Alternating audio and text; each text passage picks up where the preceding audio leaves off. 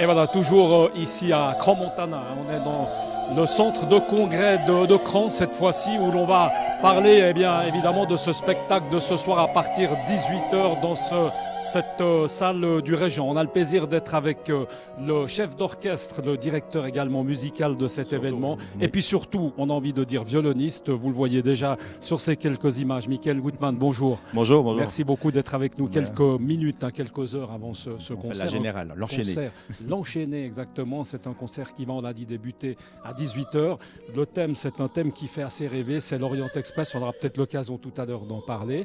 Là, on entend l'une des sopranos avec l'une de vos pianistes, la soprano, et puis avec évidemment, pour l'instant, un ensemble de chambres. Oui. Un ensemble de chambres qui est au repos pour justement nous parler quelques instants. Présentez-nous un peu cet événement de ce soir, qui est un bel événement, un événement qui va nous faire voyager, hein, Michael? Tout à fait. On a pris le début de l'Orient Express quand il partait déjà de Londres et puis les voyageurs prenaient le bateau pour rejoindre Paris. Mais donc c'est un voyage musical en musique et en paroles, et ça nous donne l'occasion d'aborder plein de répertoires qui autrement n'auraient pas été vraiment justifiés dans un même concert. Donc anglais, français, allemand, hongrois, autrichien, roumain, et jusqu'à Istanbul. On a trouvé des danses du Moyen-Orient. Et donc, très beau voyage avec une histoire qui relate des histoires vraies, en fait, des anecdotes vraies qui ont été récoltées au fur et à mesure du temps de ce qui s'était passé, les histoires d'amour, les histoires, la gastronomie, enfin tout le luxe de l'Orient Express. Et voilà, donc un voyage à la fois en parole et en musique qui, j'espère, plaira à beaucoup de gens. Michael Gutmann, vous avez, si on peut dire, un palmarès exceptionnel, aussi bien comme violoniste, comme directeur musical également, chef d'orchestre. Qu'est-ce qui vous a motivé de reprendre la direction de ce festival? Parce qu'on peut le rappeler, ce festival de Crans-Montana, c'est forcément pas seulement ce soir. Voilà. Ça a été le 10 février. Il y a quelque chose à venir le 1er avril. Donc c'est quelque chose sur la longueur. Qu'est-ce qui vous a motivé? Écoutez, moi, ce motive, c'est de pouvoir travailler dans des bonnes conditions. Et Crans-Montana Classique m'offre vraiment de très bonnes conditions. C'est aussi différent qu'un festival, je dirais, traditionnel, parce que c'est une saison, en fait, qui s'étale sur tous les moments de vacances où les gens aiment bien se retrouver à Crans-Montana, c'est-à-dire l'hiver, février, Pâques, l'été, y compris début septembre, juste avant le tournoi de golf, bien connu. Donc voilà, il y a des chapelles magnifiques, le centre ici. Voilà, quand je motive les musiciens à venir à Crans-Montana, je n'ai jamais de refus parce que c'est un endroit magique. Le lieu, évidemment, est extraordinaire, la vue. C'est un orchestre essentiellement belge. Hein. Oui, alors en fait, peut le préciser, peut-être nous le présenter rapidement. On aura l'occasion de voir. La plupart des musiciens, effectivement, viennent de Bruxelles. Donc le train, l'Orient Express ne s'arrêtait pas à Bruxelles, mais on a fait venir. Enfin, c'est pour ça qu'on est venu en avion d'ailleurs. Motiver des Belges à venir en montagne, c'est pas très compliqué. Non, parce qu'on n'en a pas beaucoup chez nous. Je veux dire. On fait partie des deux plats pays, la Belgique et la Hollande, comme disait Jacques Brel. Donc la montagne, effectivement, mais c'est un endroit où beaucoup de Belges viennent en vacances depuis très longtemps.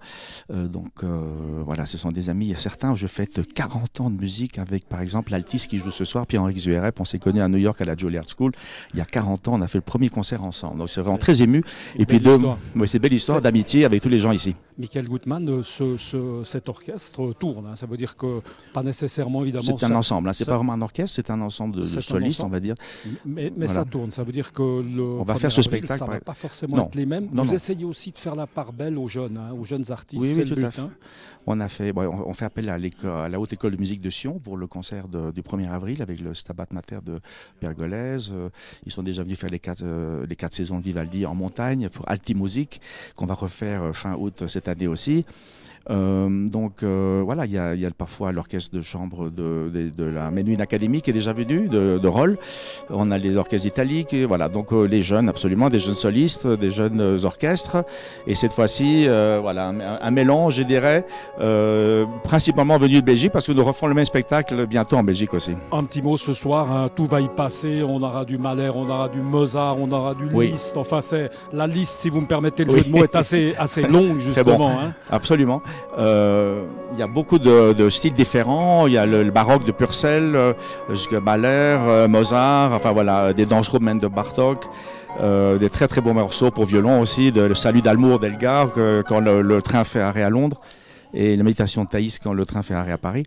Donc voilà, des duos, des trios, des quatuors, des quintettes, des septettes, et des septuors, et tout ça dans une même soirée avec un texte vraiment très drôle et qui fait rêver et qui donne envie, je pense, de s'inscrire, prendre un ticket pour l'Orient Express. Michael Gutmann, un petit mot sur cet instrument qui s'appelle un violon, parce qu'il a une histoire, il a un parcours exceptionnel et vous tirez des sons uniques, magnifiques. Mais écoutez, merci. Il n'est pas d'hier, hein, celui-là. Il n'est pas d'hier, il est de 1735, c'est un Guarnerius des Jésuites qui a appartenu à Viotti, le grand violoniste italien et compositeur aussi, Viotti. Donc voilà, c'est une belle rencontre.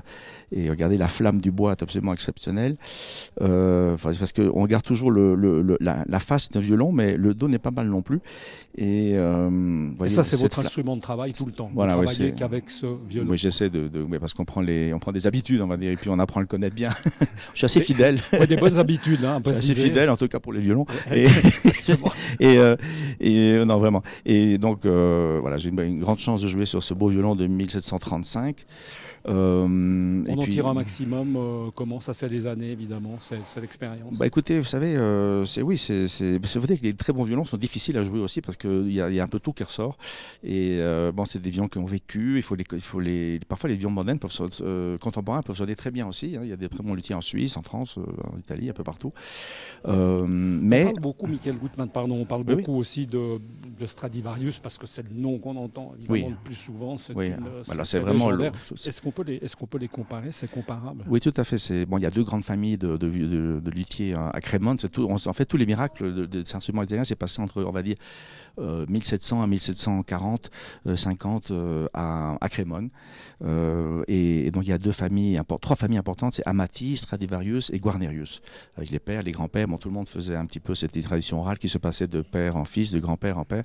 Et la famille Stradivarius, Antonio Stradivarius, a développé, on va dire, le modèle parfait du violon que tout le monde a un petit peu copié. Sauf que Guarnerius a fait des modèles un peu différents. Et donc il y a en fait deux modèles de violon. Les Guarnerius sont souvent un peu plus petits et avec des formes un peu plus sauvages. C'est comme un peu un Van Gogh de la durée de la lutherie, et tandis que Stradivarius est vraiment l'esthète parfait, et c'est vraiment le modèle qui a été copié. D'ailleurs, il y a des millions de violons, des milliers de violons qui ont l'étiquette Stradivarius, parce que c'est modèle Stradivarius. Évidemment. Souvent, les gens viennent chez un luthier en espérant trouver dans le grenier ou dans la cave un Stradivarius. Et non, ça, malheureusement, c'est un peu simple quand même. Il n'existe pas autant que ça. Il en a fait beaucoup parce qu'il a vécu très vieux, je pense 94 ans, on peut dire, parce que je suis belge, on peut parler normalement. Donc, je pense qu'il avait plus ou moins 94 ans, et je peux me tromper d'un an ou deux, et il en a fait 950, il en reste plus ou moins 650. Donc, tandis que Guarnerius, on n'a fait que 150. Vous avez eu l'occasion de jouer déjà avec Stradivarius? Oui, j'ai joué aussi sur Stradivarius. On dit que la différence, c'est que les Stradivarius, c'est comme des pur sang, c'est un chevaux sauvage, donc il faut vraiment essayer de s'adapter au son. Un peu. Oui, il faut les dompter, mais ils sont indomptables. Donc il faut s'adapter un petit peu à leur caractère, tandis que les Guarnerius sont plus domptables, comme un buvard, ils prennent plus le son du violoniste. Voilà. En tout cas, vous en tirez un maximum. On aura l'occasion de s'en rendre compte tout à l'heure, parce qu'on sera là évidemment au début du concert, hein, on vous le rappelle. Eh bien, c'est à 6h, c'est ici dans ce centre de congrès du Régent, hein, c'est en plein centre de Cran. En tout cas, on vous invite à venir. Il reste encore quelques places, donc si vous n'êtes pas loin, si vous êtes dans la région, eh bien, hâtez-vous. En tout cas, c'est de la très belle musique classique. Et vous aimez l'occasion aussi de dire que vous aimez parler de musique classique, musique du monde aussi. Hein. Oui, c'est quelque chose qui est important. Hein. Oui, depuis que j'ai un peu pris les rênes, on va dire, du festival, de la saison musicale, j'aime bien incorporer la musique, les musiques du monde, parce que je trouve que c'est la base de la musique classique, c'est souvent les rythmes et la musique folklorique aussi. Et donc j'aime bien faire des confrontations entre les deux, qu'on en a fait souvent. Ça, c'est le tango, la musique klezmer, etc. Voilà, c'est un bon mélange. Et il n'y a que de la bonne musique en fait dans toutes les musiques. Merci beaucoup, Michael, et puis bonne chance pour votre concert. On vous retrouvera dans quelques instants sur cette antenne de Direct News. Restez avec nous, vous l'aurez compris. On parle évidemment de ce Crans-Montana classique. On parle musique classique aujourd'hui sur Direct News. À tout à l'heure. Ciao.